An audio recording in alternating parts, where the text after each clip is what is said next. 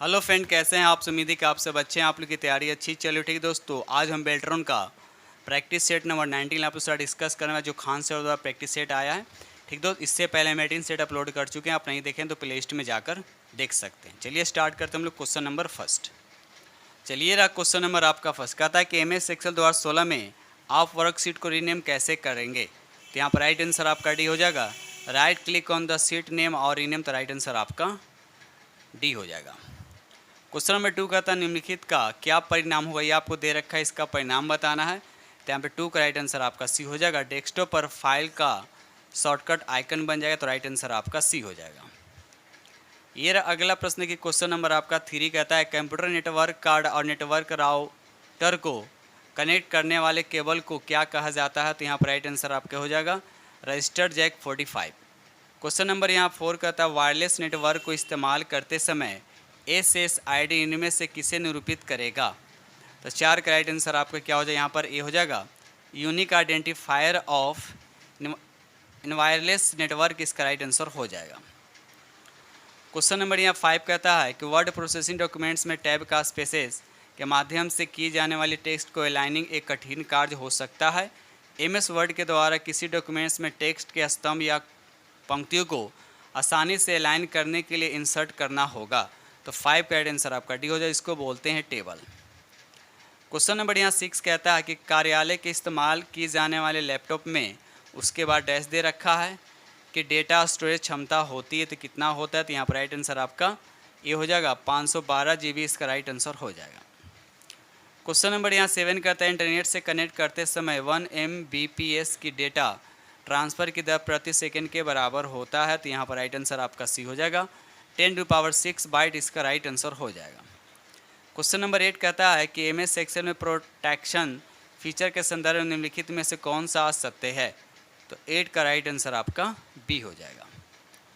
ये रहा अगला प्रश्न की क्वेश्चन नंबर आपका 9 कहता है प्रोटेक्ट वर्कबुक फंक्शन क्या करता है, बताइए। तो यहाँ पर राइट आंसर आपका क्या हो जाएगा, यहाँ पर 1 और बी नहीं है, ए और बी नहीं है। आगे देखते हैं ऑप्शन। तो यहाँ पर देखा जाए तो ऑप्शन आपका यहाँ पर सी करेक्ट आंसर हो जाएगा। ठीक है, तो राइट आंसर आपका सी। यह वर्कबुक को इस तरह से रक्षित करता है कि इस तक केवल वही लोग पहुँच सकते हैं जिनके पास इसका पासवर्ड होगा। क्वेश्चन नंबर यहाँ पर 10 कहता है कि MS एक्सेल में वर्कशीट के नेमिंग के लिए निम्नलिखित में से कौन सा वैध फाइल नाम है। तो यहाँ पर 10 का राइट आंसर आपका सी हो जाएगा बजट 1, इसका राइट आंसर हो जाएगा।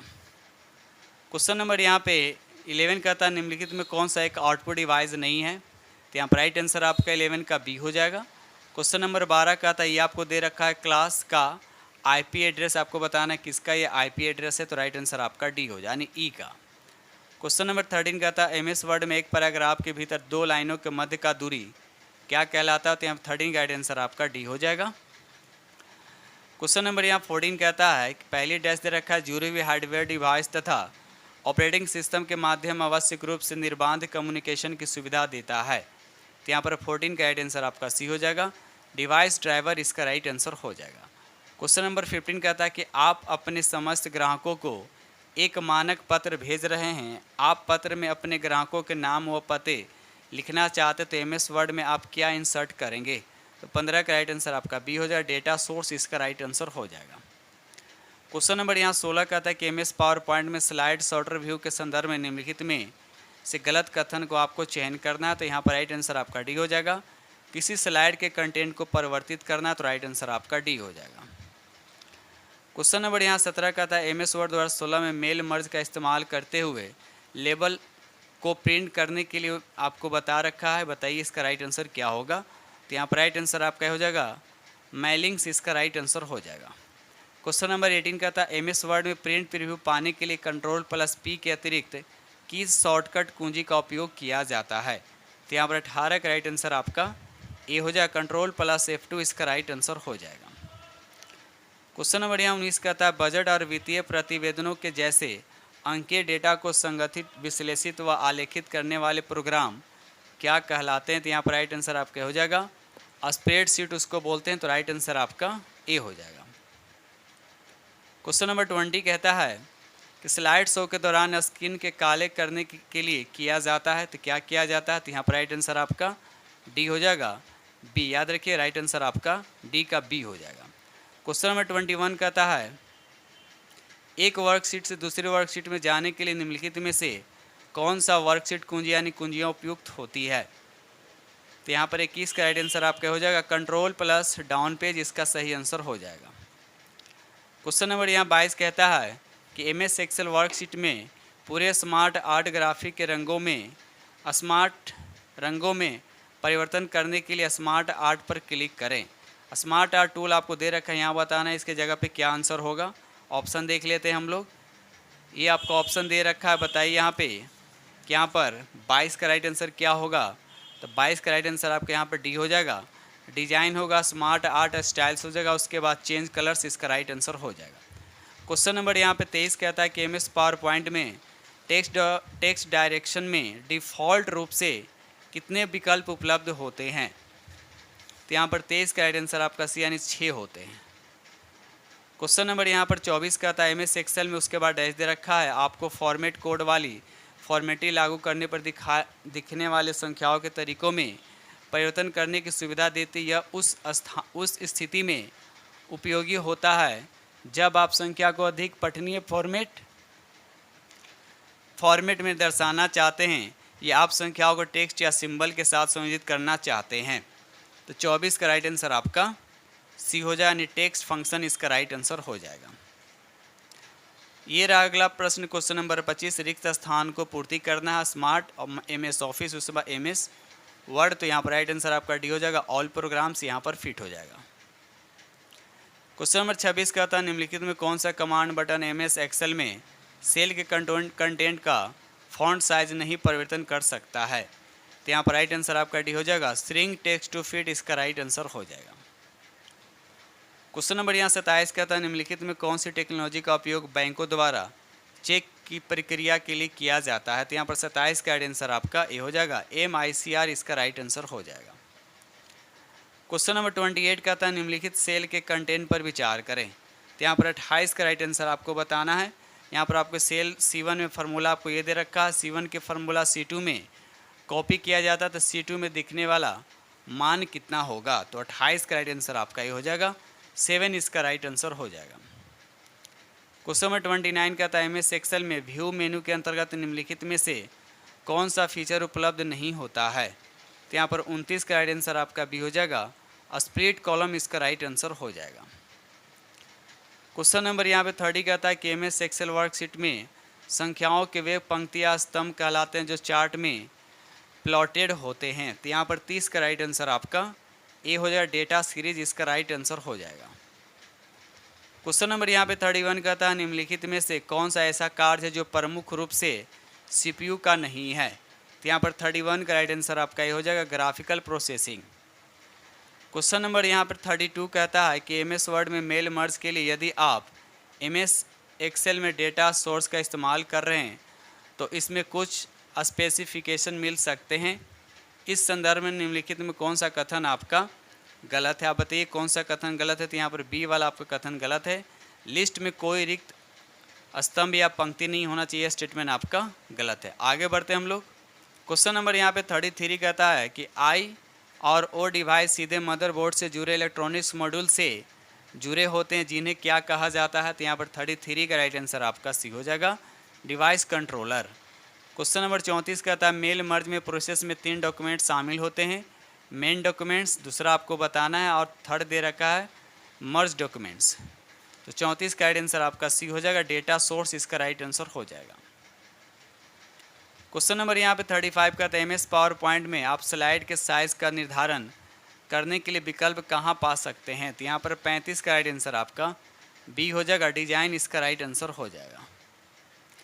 क्वेश्चन नंबर यहाँ पे 36 का था MS एक्सेल में लॉक या अनलॉक सेल फंक्शन के कार्य करने के लिए इनमें से किस विकल्प को इनेबल किया जाना चाहिए। तो यहाँ पर 36 का राइट आंसर आपका बी हो जाएगा, प्रोटेक्ट वर्कबुक फंक्शन को इनेबल करने की आवश्यकता है। तो राइट आंसर आपका बी हो जाएगा। ये रहा अगला प्रश्न देखिए, क्वेश्चन नंबर आपका 37 का था MS excel wrap text feature text को समायोजित करने के लिए उसके बाद डैश दे रखा को एडजस्ट करता है। तो यहाँ पर 37 का राइट आंसर आपका बी हो जाएगा, रो की ऊंचाई, इसका राइट आंसर हो जाएगा। क्वेश्चन नंबर यहाँ पे 38 कहता है कि विंडोज एक्सपी में उसके बाद डैश दे रखा है, बटन होते हैं जो आपको सामान्य टूलों तथा वर्तमान में चल रहे प्रोग्रामों तक त्वरित एक्सेस देता है। तो यहाँ पर 38 का राइट आंसर आपका डी हो जाएगा, टास्क बार इसका राइट आंसर हो जाएगा। क्वेश्चन नंबर यहाँ पर 39 कहता है एमएस एक्सेल में इनमें से किस टूल का उपयोग एक सेल के फॉर्मेट को किसी दूसरे सेल के रेंज में कॉपी करने के लिए किया जाता है। तो 39 का राइट आंसर आपका सी हो जाएगा, फॉर्मेट पेंटर इसका राइट आंसर हो जाएगा। क्वेश्चन नंबर 40 कहता है आप एक एमएस एक्सेल स्प्रेडशीट में 5 विभिन्न स्तंभों में डेटा इंटर किया है, लेकिन आपने देखा कि आप तीसरे स्तंभ में उपलब्ध सूचना को पढ़ नहीं पा रहे हैं। आप सभी 5 स्तंभों को कि एक जैसे दिखावट चाहते हैं, आपको क्या करना चाहिए। तो यहाँ पर 40 का जो आंसर हो जाएगा सी हो जाएगा, यानी तीसरे सेल की दाईं बाउंड्री पर डबल क्लिक करना चाहिए। तो राइट आंसर आपका सी हो जाएगा। क्वेश्चन नंबर यहाँ 41 कहता है कि कॉलम बी की समस्त सेल के कंटेंट को बोल्ड व इटैलिक करने के लिए आप क्या करेंगे। तो यहाँ पर राइट आंसर आपका डी हो जाएगा, कॉलम बी को सिलेक्ट करेंगे, होम मेनू के अंतर्गत फॉन्ट ग्रुप बी में, अब उसके बाद आई का उपयोग करेंगे। तो राइट आंसर आपका डी हो जाएगा। क्वेश्चन नंबर यहाँ पे 42 कहता है कि रेंज A1 रेशियो D5 में कितनी सेल होती है। तो यहाँ पर राइट आंसर आपका डी हो जाएगा, 20 होता है। क्वेश्चन नंबर 43 कहता है निम्नलिखित में कौन सा प्रोग्राम यूज़र को डिलीट फाइल तथा एक्सेस प्रदान करता है। तो यहाँ पर राइट आंसर आपका सी, यानी विंडोज़ एक्सप्लोरर इसका राइट आंसर हो जाएगा।